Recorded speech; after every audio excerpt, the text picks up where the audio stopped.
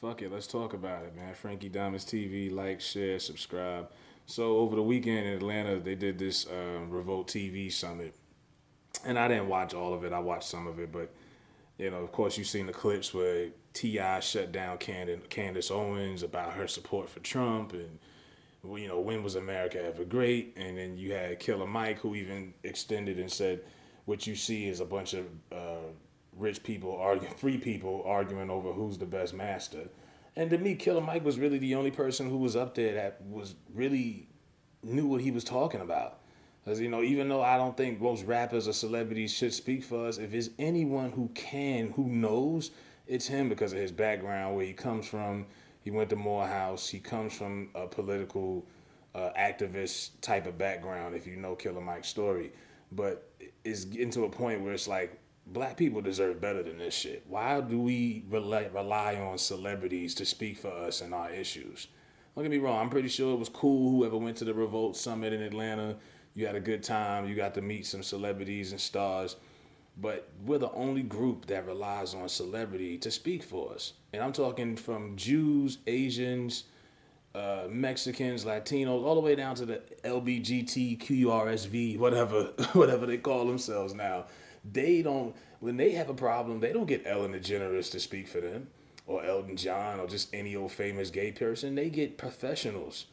Okay, everyone does this but us. We go to our celebrities. There was not one economist up there, excuse me. There was not one activist. No real professional people were up there on this panel. You got Angie Martinez, radio host for 30 years, Ti, rapper slash entrepreneur, Killer Mike, I gave him the exemption. Candace Owens, I don't even know what the fuck she is. She's a commentator. And then you got Jay Morrison. There was nobody of any real professionalism that deals with black economics and activism that was up there. None. It's like we keep falling for this shit. Why are we? It's like it's a joke. We deserve better than that shit, man. What I mean? And these people, and then you got Diddy. He's done this like 2-3 years now. He don't even own Revolt, the whole fucking thing. But that's a whole nother question. But that's if you even want to question that. And then you got Comcast. Comcast has this deal with Revolt.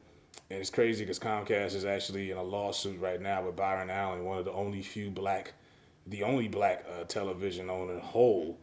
It's kind of ironic to me that Revolt TV is having a Black Economic Empowerment Summit while they're being controlled by Comcast, and Comcast is in a beef with Byron Allen. So that's a whole nother level of irony. But I mean, I was just seeing clips of this shit, and I'm just like, even when they asked T.I. about reparations, and his answer was so nonchalant, and it was just like, because in reality, he don't give a fuck. Why? There's a big disconnect from black America to black celebrities, more than it's ever been. It's a wide range of disconnection. Black celebrities in the 60s were amongst, middle class black America. Ali, Jackie Robinson and them, Sidney Poitier, Harry Belafonte, they were still amongst black folks. So they knew the struggle, plus they dealt with it every day with their occupation. No matter what they did, sing, dance, rap, I mean not rap, but ball. Now, they're making so much money. You got black celebrities who are speaking for black folks and are so disconnected from black America. You got people who've been removed from the ghetto for 20 plus years. I love Ice Cube, but he's been making money since the 80s. He can't relate to modern day South Central. You know what I mean? You can't relate to that. And if you've ever lived in the suburbs and the hood, I've had the, I want to say privilege, but I've lived in both. There's a certain thing when you get out to the suburbs, you kind of forget how rough it is in the hood until you go back and you're like, damn. What I mean? I was just in LA this past weekend. It's like night and day from Beverly Hills to Crenshaw. It's a whole fucking difference. The sun don't even shine the same on Crenshaw. But you got people who are disconnected from black issues that are speaking on black issues. And it seems like a lot of black people want celebrities to speak. Because you turn down Umar, you turn down Tariq Nasheed, you turn down anybody else, but you want T.I. to speak. You want Beyonce and Jay-Z. And no, man, these people, half of these motherfuckers ain't even got a high school diploma. And they're not experts.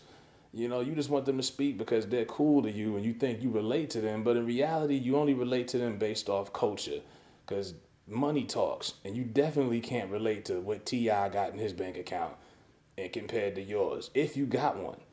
You know what I'm saying? It's like it's a whole range of it's a big disconnection, if all at any. So why should he or any of these black celebrities care about us getting reparations and being made whole? Because that would make wealth less than what it is. Because wealth is about options and status.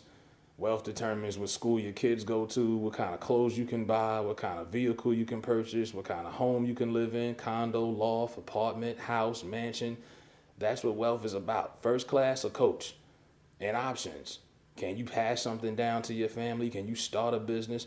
They have it already.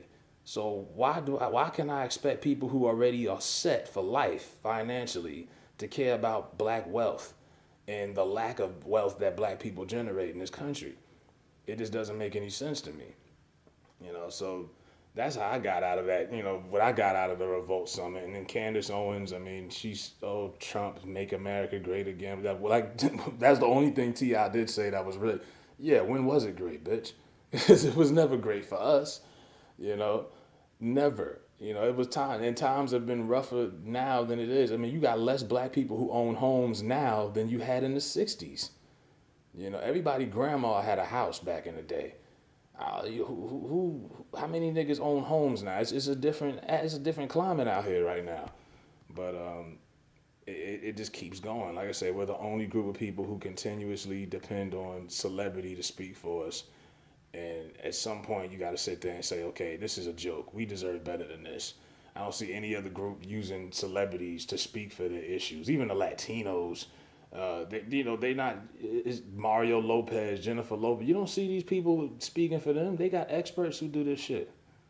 But we skip over our experts because they're not entertaining. They're not cool enough. They're not whatever, whatever. And we want the cool people that we listen to and watch on TV to be our activists. Like, that shit is backwards to me, dog.